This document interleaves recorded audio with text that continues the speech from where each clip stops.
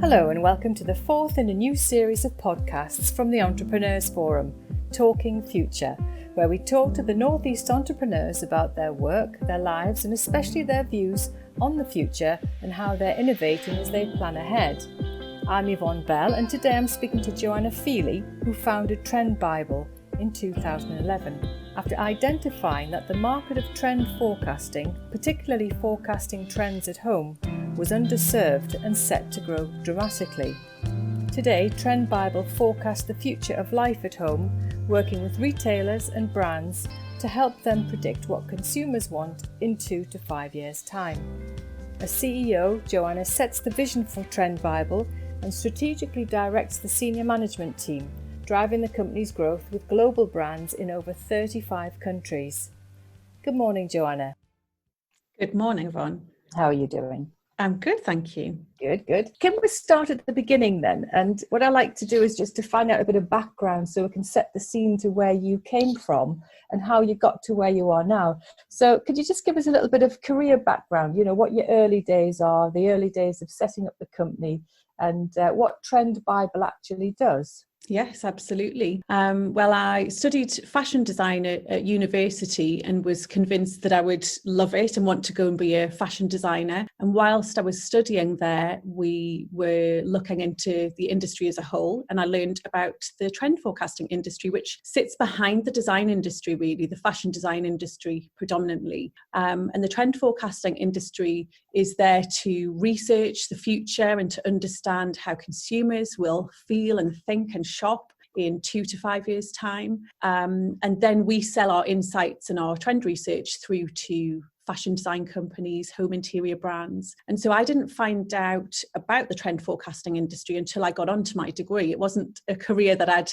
held in my mind for a long time. But as soon as I found out about it, I knew that it was something that I was really passionate about and really wanted to do. But it was a tiny industry at the time. I think there were only 200 jobs worldwide in trend forecasting. And I did speak to a careers advisor who told me that I had basically no chance of getting one of those jobs as a graduate and that I should just go and do what I trained to do, which is at that point was to be a menswear designer. So I did take that advice on board, but in the back of my mind, I knew that somewhere down the line, I wanted to find out how I could get into this industry. And I just, I was quite a cheeky employee. I always tried to make sure that where there was extra time in the day, in addition to my design jobs, I would always try and find some time to do a mood board or a colour palette for some of the senior designers. And I just made a bit of a pest of myself, really. I was very persistent. And I remember in my first job was actually in New York, and I worked for a menswear casual wear brand there. And I remember my boss took me to one side and said, I can see what you're doing. I know that you want to be a trend forecaster, but I pay you to be a menswear designer. But if you want to spend your spare time doing the extra work that the team clearly appreciate, then you can kind of unofficially be our internal trend person. Was he saying, I'm not going to pay you for that? Yes, exactly. Which I didn't mind because actually I could stay late. I think we got free pizza if we stayed late. So I actually got fed as well. And as a graduate, that was all that mattered to me, was to be doing something that I loved and that I was getting fed. So it paid off. And I was able to return back to the UK a couple of years later with a design portfolio and a trend forecasting portfolio. But it took a few years, took another sort of 5 years for me to actually land a job as a trend forecaster because they were just so rare. And I didn't have that experience as a trend forecaster. So it was a sort of a career that once I saw it, it was always in the back of my mind as to how I could go and do that job. It almost sounds like you took it on as a hobby, on a sideline basis. Yes, I did, really. It's the sort of thing I can imagine that even if I'd never got my break, I probably would have been making mood boards and colour palettes in my spare time. It was something that I just completely loved. And once I learned about beyond the kind of the design application for trend forecasting and learned a bit more about the theory of it and the social, economic, sort of social science aspect of it, where you start to learn about how people behave and what drives groups of people to change their behaviours and what makes the bravest people in society go first with a trend. Then it really started to connect two worlds for me, one which was artistic and design driven and the other which was very much a sort of sociological interest. And that's what makes it such a fascinating career, because it's a real blend of art and science. And when you started Trend Bible, you weren't just focusing on fashion, were you? You broke out into other things. Yes, I think really for me, I knew that I set up as a freelancer first of all, as many businesses do. And I knew that I couldn't compete with some of those. There were a lot of large fashion forecasters with, maybe thousands of people based all over the world. And I knew that as a one-man band, I couldn't compete with those kind of organizations. So I started to look quite early on for a niche in the market. And I could see this was sort of 2008, just at the back end of the American housing crisis, before really the recession had kicked in here. But I could start to see that some of the behaviours I was observing were that people were staying at home more and eating out less. There was already this sort of contraction of activities, and that people's lives were changing, and that home was becoming the centre of their world. And of course, over the years, that's kind of been absolutely true. And at the moment, of course, we're in this kind of pandemic environment where home is pretty much the only place we're allowed to be. Yeah. Mm-hmm. So that's it's almost a mimic of that, but very much worse. Yes, that's it. I think we spent a lot of time looking at what are the similarities and differences between the Great Recession of 2008 and the implications that we're still working through really of the pandemic. And you'd be surprised how different they are actually. Some of the motivations behind the way people are behaving are quite different at the moment. But as we move into maybe later in the year and we start to see whether we're going to be impacted with regards employment, I think that could start to have an impact on people's finances, which happened much earlier on in the financial crisis. Yeah. Just getting back to starting Trend Bible, how did you do that? You went freelance first, and then do you now employ a few people to do the work with you? And how did you find those people? Because if you were quite rare, they must have been too. Yes, that is one of our biggest challenges, is recruiting. So we have a team of 22 people now, most of whom are based in our head office. I think there's 18 of us based in our head office on normal day. At the moment, everybody's working from home. And then we've got a few people dotted around various different parts of the world. So we have somebody who's based in New York, and then we have a network of trend scouts that are based everywhere from Spain to China to help us ensure that when we forecast a trend, we can be really clear on how that trend will shift in different geographical locations. And that's useful for our clients who are predominantly large global corporates. So they want to know whether a trend in the UK will be exactly the same when it hits down in the US, for example. And when we hire people, in the old days, I used to hire a lot of people from the local universities and train them from scratch. And that was really how I got started on the journey of hiring people. And then over time, we've been able to attract people from all over the place. Really, we had somebody from Austria join us. We've had a few people move up from London. We've had someone move here from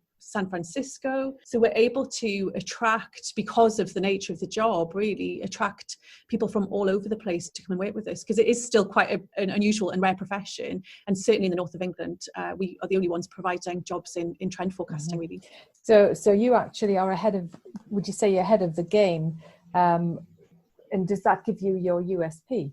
I guess our USP is our specialism in the world of home, in the future of home. Many of our competitors still focus on fashion, and even if they do focus on home a bit, it's more of a sideline, whereas for us, it's our bread and butter business. It's absolutely the core of what we're about. So people tend to come to us because we understand home life and we understand family life, and we might get asked by a toy manufacturer what the future of play is and what kind of environment parents are wanting to bring their kids up in. Or we might get asked by a laundry powder company what kind of the future is of domestic chores and what kinds of scents people will be drawn to in the future for things like laundry powder, and maybe what kind of ecological issues could be tied in with laundry powder. So we get asked a broad range of questions, really, from a broad range of brands. Yeah. Would you say there have been many obstacles for you, or do you think it has been not easy, but you've kind of slipped through it because there was nobody else there? I wouldn't say it's been easy. I think there are always challenges. And I think in the early days, it really mattered that we were based in Newcastle and we weren't in London. And lots of people used to flag that to us and say, we don't understand why you're based in the Northeast. And wouldn't it be better as a trend agency to be somewhere that has its finger right on the pulse and you can go to maybe 20 or 30 galleries in an afternoon versus only having a handful? So there were all sorts of challenges. And obviously the world of technology has enabled us to and travel as well has enabled us to do all of the things that we would have been able to do had we been based in New York or Paris or London, where most of our competitors are based. And did you have any thoughts that maybe you should, or do you like to be where you are? I love being where we are and I always wanted to be here. And that's the thing that makes me most proud of what I've done is that we've got 22 jobs here in a discipline that I know is special. And I know the people that come to work for me love their jobs and they love to be trend forecasters. And we have about 30 interns a year that join us. We have so many interns that come and join us and they go off and work in amazing jobs, either in trend forecasting or in design. So I always wanted to be here. And I always felt that I was kind of providing an opportunity for graduates that maybe I didn't have. I maybe wouldn't have left the region. I maybe would have travelled around a bit, but I certainly felt that when I graduated that I had no option. I knew that if I wanted a job, I needed to be in London or New York, and I didn't really think about where I wanted to be. I just knew where I had to be. And so what's been really important to me is for the people who do want to stay in the Northeast, that they can, and they can have a really amazing creative career here. I think that's probably borne out by the fact that we know now that anybody virtually can work from home as long as it's not hands-on manufacturing. Yes, that's it. That's the beauty of it, really. And for us, we can hire trend forecasters to do an hour or 5 hours work for us. They could be based in Japan. We can dial people in from anywhere. The technology now is completely amazing. And it doesn't matter where we are in the world, really. I've always thought it was an advantage to be in the Northeast. We have a bit of a phrase, and it's this bit of a tongue-in-cheek phrase when we're doing our forecasting. And I always get my team to think about a trend from Shoreditch to Shields Road, because we're not very far away from Shields Road in the Ousburn. And it is really that very realistic commercial eye about how trends emerge. If you want to tap into a trend that goes mass market, which most of our clients do, they're not interested in a trend that's only for a handful of very cool people. They want to know when it's on every shelf in every store. And so we have this sort of phrase about from Shoreditch to Shields Road, because a trend may well start in Shoreditch, but actually it's only become mass market if it ends up on Shields Road. And I'm really interested in getting my team to think about how people live and what makes them different, and how the sort of socio-economic elements make trends shape-shift and how it makes them apply to certain groups of people. Yeah. Now that must have been a huge thing for you to open your mind to, because if you lived in New York, and I can imagine the sort of people that you were mixing with, it wasn't like where you are now. And that's not being degrading to people that live around here, because obviously I do, but it's just a different way of thinking, isn't it? And that's obviously what you're trying to make your people think about, which is good. Yeah, it's just different perspectives. And the more different perspectives you have as a trend forecaster, the better. The more sort of divergent the group thinking is, then the more robust your trends are. Because if you only have two people working on a trend and they've got the same socioeconomic background and the same thoughts and they agree with each other all the time and they don't challenge each other, then you end up, you can really easily end up putting a trend out there that hasn't really been well-rounded and hasn't been vetted appropriately. Sometimes instead of just our internal team and our trend researchers starting the research and dissecting the trends and building the trends, we take a different approach, which is to speak to customers who use the products and just get them to chat about the product. It's not market research, because we're not going to come away saying 60% of this audience of 5,000 people said this, but actually that's where some of the fascinating insights are. So people will say, I love this product, but actually what I really hate about it, or what I wish it did, or what I do to this product when I get it in my home because it doesn't function properly is I sellotape this bit on the end and I do this to it to make it function. And all of a sudden you think, well, that's it. There's a huge sort of innovation opportunity there that can only happen if you engage with the end customer. And so many brands that exist only think to the shelf, whether that's the physical shelf in a shop or the shelf of a sort of online shop. They think about, I've created the product, it's on the shelf, and the customer will go and choose between that product and a competitor product. And we don't do that. As trend forecasters, we think right through to the customer, taking that home, using it, putting it with other items. And that's what we're really interested in, is the relationship between the product and the end customer, not just thinking to the shelf. Can you tell us about a one that you predicted, I think you did, about veganism? Tell us about that. Yes.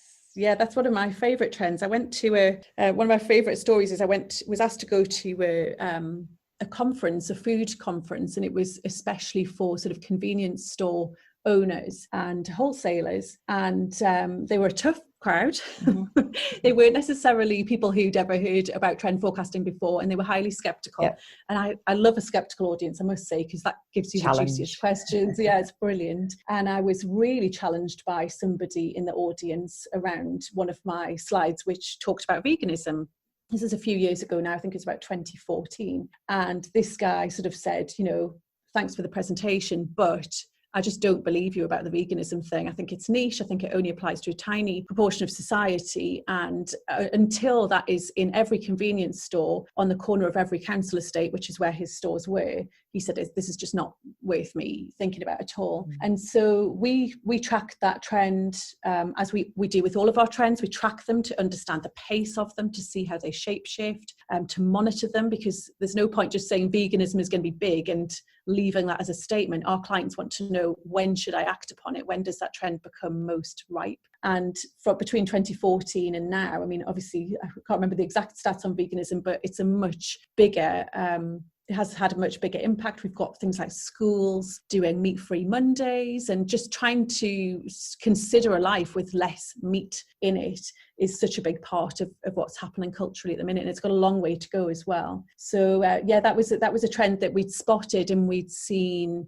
that people who we would describe them as mavens, so people who go first with a trend, they make up a tiny percentage of society. It's about 2.5% of society, but they're the people that really set the tone. They change their behaviors. They're not trying to set a trend, they're just changing the way they do things. And so we'd picked up on this group of mavens who were starting to influence the way that we consume meat. And actually the lady that launched the Veganuary campaign, which was in January of 2014, was somebody that we'd been monitoring at that point, even for a couple of years. So even the people that we're interested in really matter when it comes to trends. Yeah. You haven't even mentioned the sausage roll.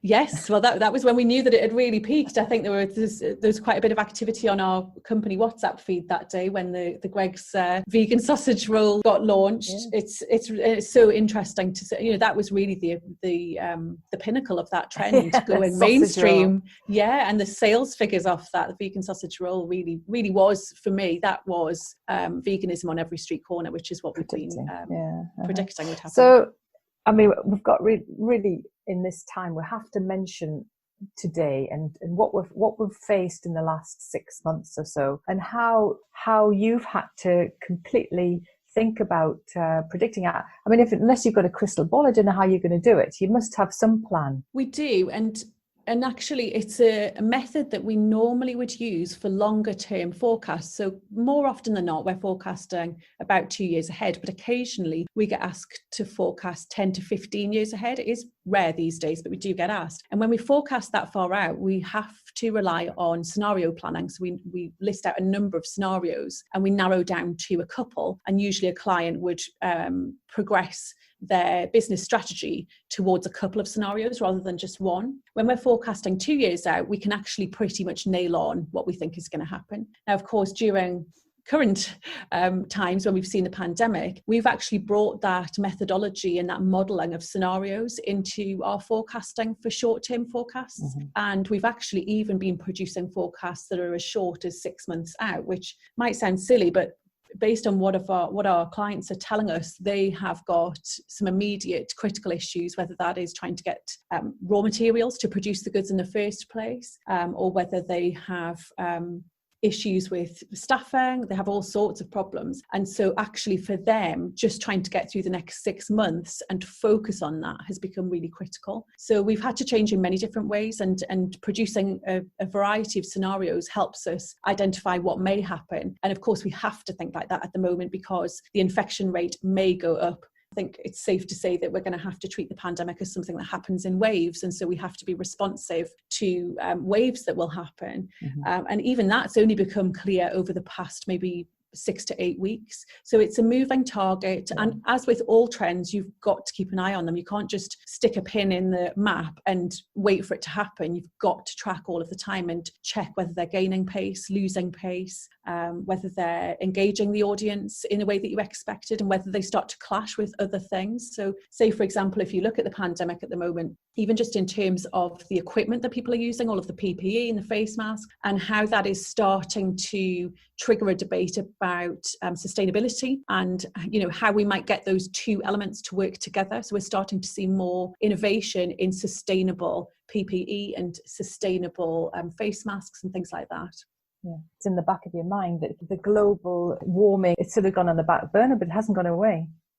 Yes, and I think in times of emergency, people have really just focused on sort of health and germs and staying safe and fit and healthy. And of course, once that starts to calm down a little bit, we remember that some of those values that we held dear beforehand that were already emerging, like the ecological argument, start to raise their head again, and people start to marry the two things together. And that can often happen with trends. They often don't sit on their own. They start to blend and clash with other trends. Yeah. So can you just clear one thing up? Trend forecasting and trend spotting, they're very different, aren't they?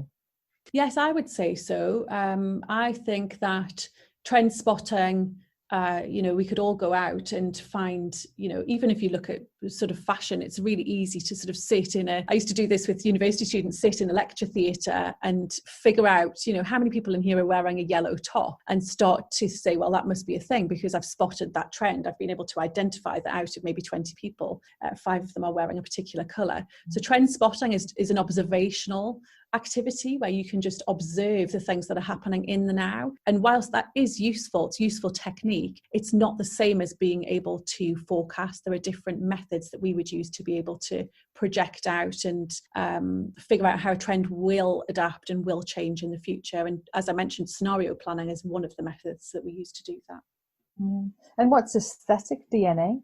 Aesthetic DNA is really, we sometimes get brands that come to us and they say, we've missed a trend, our competitor did this trend, they made a lot of money out of it, we didn't do it for whatever reason, and now we need to know what the next trends are, we've got to be on the back of the next trend. And that trend may or may not be appropriate for that brand. It might be wildly off-brand. And so what we always ask our clients to do is pay attention to and describe the aesthetic DNA of their products. So whether they're making a baby bottle or a game, or maybe they make furniture, there should always be something about that product that enables you to identify that it's come from that brand. It should be really clear that it belongs to that brand. And that helps brands think about which trends are right for them. Not every trend is right for everybody. There could be hundreds of trends happening at any one time, and a brand should never jump on the back of all of them, because then it will lose its distinctive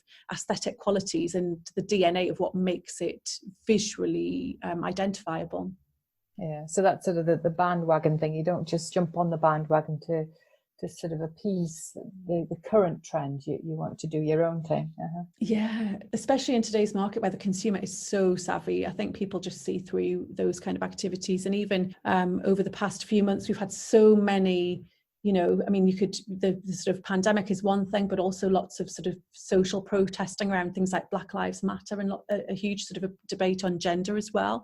And actually, if people approach some of those really important topics in a way that just pays lip service to them, the consumer is very savvy now, and the audience is very savvy, and they will call that out, and it will make you look worse than if you did nothing at all. So I think being able to think some of these bigger socio-economic topics through and do something with depth and meaning is really important, because we have, platforms at our fingertips where we can start to express our distaste for something that a brand has done immediately, so they know when they get it really wrong. And when you've advised people, have you ever got it wrong? Well, the thing is with trend forecasting, because we apply our trends to what a brand is about, we shouldn't be able to get it wrong. We should only be bringing trends to their attention that we feel that they can succeed at. What happens if they ignore you? They sometimes do. Yeah. And it's happened before where we've said, we think this is critically important for you to do. You mustn't miss out on it. I know you can't see evidence of it in the market at the minute, but you must trust us. We know this is coming, and this is our rationale for why we think that's coming. And sometimes it's too big a leap, or they just don't have the guts, or because they can't see it in the now, they don't believe it's coming. And then it comes and they're last to market. A lot of clients will say to us, well, we won't do that trend because we can't see other people doing it. We can't see people doing it. We had this years ago with, we recommended to a brand that they invested in dark grey decking paint and fence paint. They produced fence paint and decking paint. And we said, the next big colour is dark grey. And they said, well, we can't really see anybody doing that. There's nobody really doing that. And we said, well, it's coming. It is coming. And we knew that when we were speaking to people, the attitudes had shifted towards the use of this dark grey colour outside, but the behaviours hadn't. So the way that people think and what their attitudes are sometimes leads for quite a long time before they'll change their behaviours. And so that's really the critical difference between what they think and what they do can sometimes be quite different. And it sometimes can trip people up if they wait for a behaviour to be evident. Sometimes they're too late to the market. If they'd waited for people to start painting their fences and decking dark grey, they wouldn't have had the product ready to go, and somebody else would have monopolised that market and gone first. So there's definitely that kind of transition between what we would sort of call the attitude has to shift first, and then the behaviour. And we are interested in the attitudes. We've got so many interesting stories of timings. Timing is absolutely critical when it comes to trends. You can go too early. If your audience is more traditional, they're not going to want to be the first to market. They might want to be nearer the middle or the end. So timing is everything. We've got clients who produce everything from bifold doors, which obviously really peaked in their sales about sort of 4 or 5 years ago. We've got a client that was first to market with a bifold door, but just too ahead of time, and nobody wanted them, so they stopped making them. And of course the market picked up and they got left behind. So we have all sorts of stories about timings, and that bit, the timing, you've got to watch that, because that is the place where the risk is for getting it wrong. It's not necessarily getting the trend wrong, it's getting the timing right for the market, the audience that wants it. And as someone who forecasts trends in the home, do you follow or do you lead in your own home, or do you just not? Do you not have time? Well, as you can imagine, we get exposed to all sorts of wonderful design on a daily basis, and we publish trend forecasts twice a year for home interiors, which are very, very highly visual. And every single time we publish one, it makes me want to redecorate my whole house, because there's some gorgeous stuff in there. But of course, we're forecasting 2 years out, so inevitably some of those ideas don't exist yet. So I'm terrible for sort of seeing a colour palette that I love in one of our trend books and not being able to get hold of any products in those colours. And of course, once that trend comes around 2 years later, I've moved on to the next thing. So it's a frustrating place to sit. But I try and get a mixture, and I decorate like anybody would. I try and think of each room and how I want that room to feel and what activities happen in that room. So at the minute, obviously, as you can imagine, we've had homeschooling and home officing happening in the kitchen, as well as all the usual activities in the kitchen. And so that room has had to flex massively. And I think a lot of people have felt this idea of like, is my home now fit for purpose? Because it's got some expanded uses that it didn't need to have before. And the way people have been purchasing recently, I mean, that must have made a big difference to how people manufacture and supply these trends, because they're not getting them from the shops, they're getting them online. Yes, absolutely. I mean, the visual platforms specifically, so things like Pinterest and Instagram are absolutely huge for the home interiors sector, and people get so much inspiration there. And of course, you can shop directly from those platforms now. So instead of, maybe 2 or 3 years ago, you would think about having some marketing budget to pay some influencers to take your pot of paint or your sofa and put it in their home and photograph it, and all of their followers would see that post and hopefully be drawn to the same products. Well, of course, now it's so much more democratized, and somebody might only have a few hundred followers, but if they do something interesting in their decor scheme, or they put colors together in a certain way, they become very influential, and people really start to pick up and pay attention to that. And off the back of that, then you get the brands realizing that there's an opportunity, and you get the press realizing that there's an opportunity for a story there as well. So it's such an interesting time. Yeah. And what about your favorite trend of the last few years? Is there anything that you thought, yeah, I really like that? Well, one of the trends that I absolutely love, and I remember at the time, it was probably near the time that I set the business up. I think it was maybe one of our first forecasts, 2009 or something like that. And we had a trend panel, which we do every 6 months. We host a trend panel. We invite people from all sorts of different disciplines and backgrounds, curators and designers and people who've written white papers on, economics, all sorts of things. And somebody brought to the trend panel, there had been a book that was published, which was about a Japanese concept called Shirin-yoku, which is forest bathing. Oh. And of course, at the time we thought, well, that sounds completely out there, forest bathing. How does that fit with everything else that we're seeing? We knew there was a connection to nature. It was about the start of the time that people were starting to, things like allotment waiting lists had started to go through the roof, and people were connecting to nature and buying plants for their home and inside of the home. So we knew there was something happening there around this feeling of wanting to be more connected to nature. And I just think, I spent last week in, it wasn't my holiday of choice, I must say, but it was my second choice of holiday, bearing in mind we can't go abroad. And I actually spent it in a wild camping in a wood with my kids. And I just remembered thinking back, and I thought, well, if this isn't forest bathing, I don't know what is, because it really was just sitting around a campfire amongst the trees, listening to the birds. And it really took me back to over 10 years of thinking about that trend and thinking, forest bathing, what on earth is this practice that's happening in Japan? And it's actually really taken off as a kind of spa retreat concept now. So I think that's probably one of my favorite trends, because it seemed so obscure. And yet I think it's something that many people now would say they do a little bit of. They're trying to find that space in nature to recuperate and feel that the pace of life is a bit calmer. And older people could relate to it, because that's probably what they did when they went on holiday camping with their family. Yes, exactly. And there weren't the gadgets that we had. I like to take a hairdryer. How do you do that? There's definitely no hairdryer on my wild camping trip. I bet there is not. No.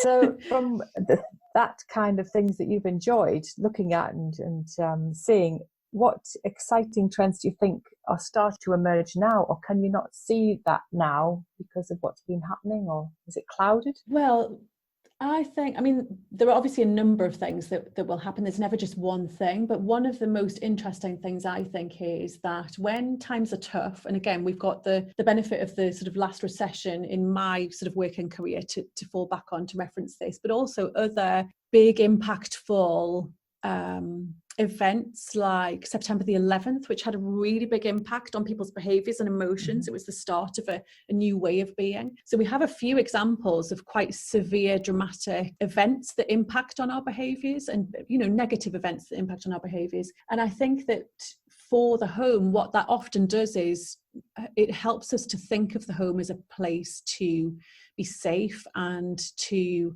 recuperate and retreat. But also what we've noticed is people want their home to be a joyful place where they can express themselves. So we've actually seen this really big shift after sort of 15 years of celebrating Scandinavian decor, especially in the UK, where we've had all of this grey and white decor and very pared back and very minimal. We're starting to see people really embrace colour, and quite bold, strong colours for the home, things like cobalt blue in paint colours coming through, and pinks, and people starting to really want to splash a bit of colour in the home and make it feel like theirs. And you'll have noticed all of the things like the typographical messages that people are putting on their walls now. Instead of maybe artwork, they're putting motivational statements in frames and putting that on the wall. That's all part of this idea of, having positive phrases and positive colours and making the home somewhere that feels safe and happy and joyful. I know you're not in fashion specifically, but what about fashion then? Because that's for women in particular, that's gone through a phase of very much the colour and the florals and things which sort of hark back to the 70s. Do you think that was going to happen anyway, and this is maybe going to happen more? Well, I think with fashion it's going to be quite interesting, because I think that a lot of it hinges on what the world of work will look like, which so many of our forecasts are trying to map out what the future of work will look like. Because if people only need to go into the office a couple of days a week and they spend a lot of time at home where they're not having to wear the same clothes and dress up in the same way that they maybe would do, you know, men not having to wear a suit, for example, if they're working from home. So that has a really big impact on the type of products that people are going to be buying and wearing as their sort of work wardrobe. So I think a lot of the forecasts that we are looking at the moment hinge on what will work look like, how many of us will get back to work full time, how many of us will work part-time from home. Those kind of questions really impact a lot of what will happen in terms of not just the home, but the what we'll wear as well. And I suppose the fact that we haven't been able to go out, out to parties or, even just socially, it's sort of almost down dressing, isn't it? Or do you think people go mad and want to really dress up because they've been deprived? Possibly, yes. And I think, things like the athletic and the sort of leisure market, leggings, I think I read an article saying that leggings are the item of the decade or something like that. And I thought, oh, that sounds a bit depressing, but it's actually a really accurate reflection of what people are wearing. So I think things like sort of leisure could be very interesting. But you're right, it might mean that when we do go out and we are able to socialise, that it means that feels more special and that people want to wear something that makes them feel special. I saw somebody get out of a car the other day, just in Morpeth where I live, and there's a restaurant, a big Italian restaurant. It's really nice, not overly posh. And this woman got out of the taxi and she had a full-length black Lurex dress on. It looked lovely. But it seemed overdressed, but I thought, no, why not? She's probably not worn that in a year, so why not wear it? So that's what that made me think of that. So, and even clothes that maybe you had that were special that you save them for best. And I suppose the same goes with jewelry. Maybe people just think, well, what's the point in that? We've got to live life and we need to wear these things. If we love them, let's wear them. Let's start that trend then, so we can. So, and what are you looking forward to at the minute in your business? I mean, do you think you're going to be expanding because of the requirement for trend forecasting, or how do you think it's going to go? Well, I think that what it's taught us, which I've heard this from so many people and so many entrepreneurs, is that actually having had the reflection time in the pandemic, a lot of people were gearing up to make changes in their business anyway, and this has just accelerated their behaviours. And I feel like that's definitely the case for me. There were things that I wanted to do with the business that were going to be in my 3-year plan starting from 2021, and now I'm thinking, let's just do it. Let's do it now. If we think it's the right thing to do, let's do it now. So we are expanding. We've got an online trend platform and we're going to expand that. We're going to make some investments into that and expand that out, because for starters, one of the products that is our bread and butter product is a trend forecasting book, and it's a physical book. It's got paper pages and fabric samples and all sorts of things in it, which for interior designers and retailers and brands that work in homeware, they've always loved that. But of course, at the moment, they're all working from home and they're not going to post a book from one person to the next. So they need something that enables them to be able to access the information at the same time and from their homes. So we have had a platform in place for about 1.5 years, and we've only had that across the baby and kids industry, and our plan is really to start to expand that opportunity out. So as I say, it was already going to be in the plan, but we're going to bring that forward. And the other exciting thing is that although we already work internationally, and we do a lot of our work via video conferencing, we do lots of presentations to clients over video conferencing anyway, and we have a network of trend scouts that we engage with at least on a weekly basis, where we connect with them remotely as well. But what it has made me remember is that, the world is our oyster in terms of who we want to work with and where our clients are based. And I'm less worried than ever before about those overseas markets. I think that we're really well placed to work with people overseas. We've got a lot of clients in Northern Europe and in America, and we want to continue to have a greater presence really in those markets.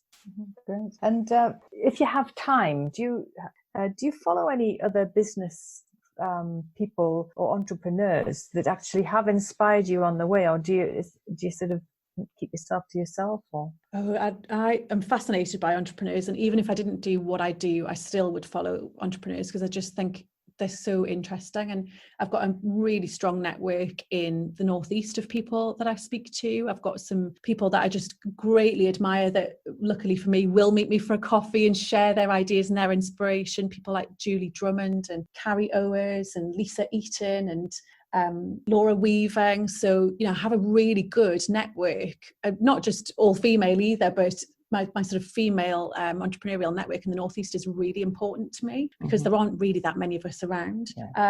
And I read a lot as well, and I listen to a lot of podcasts. So I feel like I soak up so much stuff. But one of my favorite podcasts that I listen to is by Brené Brown. And she produces a podcast every week, and she speaks to lots of different inspiring people, not always entrepreneurs, sometimes scientists, all sorts of different people. But I find that it's the stuff that she talks about often fuels so many conversations that I have with those other female entrepreneurs who I know are also big fans of Brené Brown. But I also like to look at sort of entrepreneurial industries as well. I'm fascinated by the fitness industry. I think the fitness industry has gone through a massive transformation pre-lockdown and during lockdown, where these people have been able to develop apps and online platforms and just reinvigorate their businesses to respond to a completely new set of circumstances. So even the fitness industry, for me, I look at it and I think, wow, that's an interesting concept. I love how they've been able to transform. I wonder if there's anything there that we could be learning from as a trend agency. Something you could bring into the home. Yes, definitely.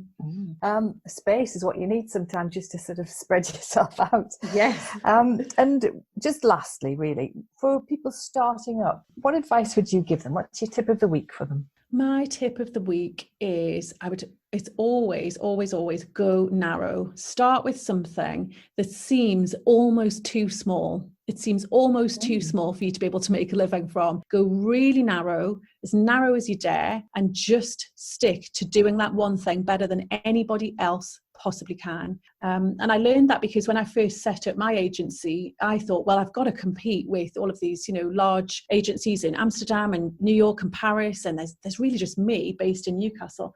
How am I going to be everything that they are? And of course, the truth was that I couldn't be everything that they were. I would have to do something that only I could do. And so I went really, really narrow, and it terrified me. I went so narrow that I was thinking, really, home? Is there enough there? Will I get enough customers? Is the audience big enough? Have I got enough to say? And actually, it was the best thing that I ever did, because it enabled us from a tiny company to get real credibility, because we only cared about one thing. And we've stuck really steadfastly to that. If it sits, if people phone us up, I remember somebody actually saying to me, what happens if, Calvin Klein phone you up and ask to do a fashion forecast? And I said, I'll say no. We'll say no. It's not what we do. We don't do fashion. We just focus on everything to do with the way that people live at home. And that was the best thing we could ever have done. And I think that that would be my piece of advice, is go as narrow as you dare. Great stuff. Well, thank you very much for speaking to me today. It's been a really interesting chat. Thank you. Thank you so much.